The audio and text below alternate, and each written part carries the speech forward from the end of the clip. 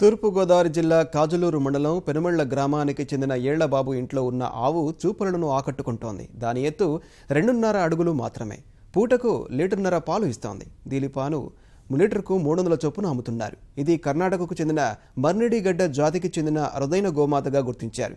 ఆవు పాలలో ఔషధ గుణాలు ఎక్కువగా ఉన్నందున క్యాన్సర్ నివారణకు ఉపకరిస్తుందని, అందుకే ఇంత ధర పలుకుతుందని పెంపకందారులు చెబుతున్నారు.